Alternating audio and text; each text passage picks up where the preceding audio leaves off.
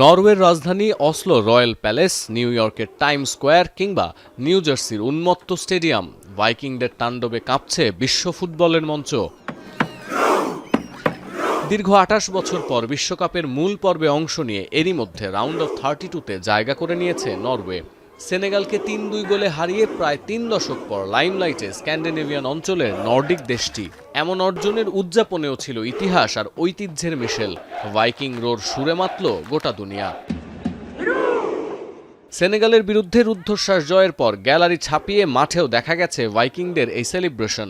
ড্রামে তাল দিলেন ক্যাপ্টেন মার্টিন ওডেগার, আর উদযাপনের শুরুটাও করে দিলেন স্ট্রাইকার আর্লিং হাল্যান্ড। সবুজ ঘাসে শুরু হলো কল্পিত নৌকা বাইচ, শোনা গেল রো রো রো ধ্বনি। এই উদযাপনের পেছনে আছে রোমহর্ষক এক গল্প। অষ্টম শতাব্দীর কথা।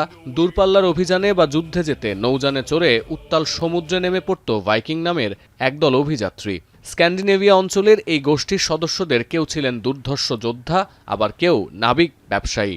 দূর দূরান্তে অভিযান চালিয়ে নতুন ভূখণ্ড আবিষ্কার এবং উপনিবেশ গড়ে বিশ্ব ইতিহাসে বিখ্যাত হয়ে ওঠেন এই ভাইকিংরা। এসব অভিযানে যাওয়ার সময় তারা একসঙ্গে সকলে প্রচণ্ড শক্তিতে দাঁড় বা বৈঠা টানতেন, আর বাকিরা সেই তালে রো রো শব্দ করে উচ্ছ্বাস তৈরি করতেন।